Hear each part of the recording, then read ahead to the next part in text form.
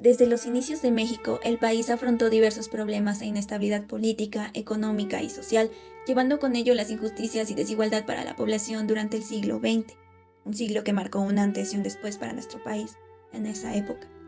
Nos enfocaremos a uno de los acontecimientos más impactantes en su historia, el movimiento estudiantil de 1968, durante el sexenio del presidente Gustavo Díaz Ordaz. El movimiento estudiantil fue influenciado por otros países cuya petición principal era universal, la libertad. Mientras en Estados Unidos grupos de jóvenes pedían el fin de la intervención en Vietnam y buscaban la equidad racial, en España los universitarios mostraban su oposición a la dictadura de Francisco Franco. Y en Francia, los estudiantes criticaban al capitalismo, el autoritarismo, la universidad, los partidos políticos y principalmente la división de clases en ese entonces. El movimiento estudiantil comenzó por una fuerte riña entre estudiantes del IPN y de UNAM por los resultados de un partido de fútbol americano, en el cual intervino la policía usando abuso de poder y violación a la autonomía universitaria hacia la UNAM. Fue ahí que los estudiantes de varias universidades se unieron para hacerles frente, y como consecuencia el gobierno intervino con las Fuerzas Armadas, quienes realizaron un ataque silencioso a la ciudad universitaria, el campus principal de la UNAM y punto de encuentro para los protestantes. Los edificios del Instituto Politécnico Nacional también fueron tomados por el ejército.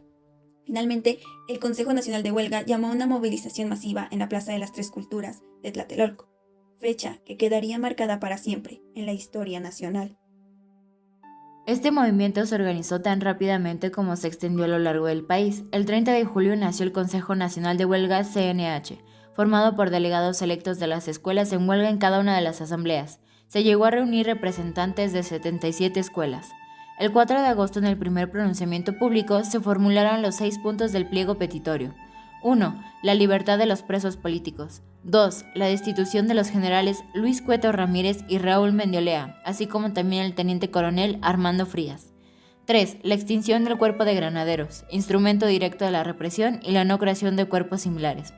4. La derogación del artículo 145 y 145 bis del CPF, delito de disolución social, instrumentos jurídicos de la agresión que justificaban la represión policíaca.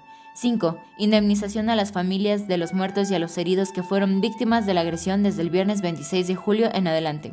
6. El deslindamiento de responsabilidades de los actos de represión y vandalismo por parte de las autoridades. Se planteó una última condición, el diálogo público, ya que el movimiento ponía en duda la integridad del gobierno. El año de 1968 se caracterizó porque se dio lugar a una escala mundial de conflictos sociales en los cuales predominaban las rebeliones contra las élites militares y las burócratas, pero sobre todo la respuesta a las diferentes represiones políticas. Era muy habitual que se materializaran en ocupaciones de facultades y de fábricas. Es importante destacar que independientemente de su carácter inicial, donde eran pacíficas, solían derivar en alteraciones más grandes con enfrentamientos con la policía y tendían a volverse genéricas, demandando así la solidaridad y conexión con otros grupos, las transformaciones universales o las vagas propuestas de autogestión.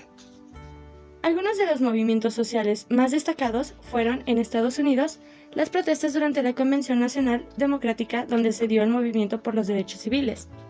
En México, la masacre de Tlatelolco. En España, los movimientos de oposición al franquismo.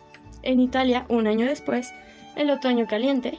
Y muchos países europeos también tuvieron diversos movimientos, aunque en menor intensidad, por lo cual no fueron tan destacados.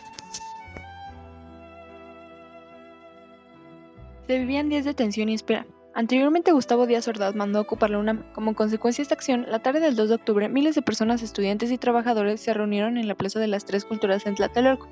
En esta manifestación se infiltró el batallón Olimpia, que iban vestidos de civiles con un guante blanco en la mano izquierda. Los hombres de guante blanco hicieron que los oradores se tiraran al suelo. Fue entonces cuando aparecieron unas luces de bengala como señal para que los francotiradores del batallón Olimpia abrieran fuego en contra de los manifestantes y militares que resguardaban el lugar. Esto fue una estrategia de este grupo paramilitar para infiltrarse y hacer creer que los estudiantes eran los agresores. Ante la confusión, los disparos no fueron dirigidos contra los agresores, sino hacia la multitud de manifestantes que se encontraban en la plaza de Tlatelolco. En breve, una masa de cuerpos cubría toda la superficie de la plaza. Muchos manifestantes escaparon del tiroteo, escondiéndose en algunos departamentos cercanos. Los militares irrumpieron en cada uno de los condominios de los que conforman la unidad Tlatelolco sin orden judicial para capturar a los manifestantes. Testigos aseguran que los cuerpos fueron sacados en camiones de basura. Las principales consecuencias fueron la transformación en el sistema político de la nación, derogación del artículo 145 del Código Penal Federal, desaparición del cuerpo de granaderos y, lamentablemente, entre 300 y 400 muertos, además de 1.200 detenciones. Este hecho fue la brutal culminación de delitos perpetrados por el Gobierno de México en contra de los estudiantes a lo largo de ese año, caracterizados por las detenciones masivas, arbitrarias e ilegales, y por la planificación detallada y el alto grado de entrenamiento de las fuerzas represivas que participaron en los hechos. Aunque el gobierno en ese momento negaba cualquier intervención, hoy se conoce la verdad gracias a diversas investigaciones, medios y testimonios. Hoy en día, la frase 2 de octubre no se olvida es un grito en contra de la impunidad, el olvido y la amnesia colectiva. Así, lejos de perder vigencia al repetirse año tras año, se ha convertido en un gran símbolo del impacto ejemplar que tuvo en México el movimiento estudiantil de 1968.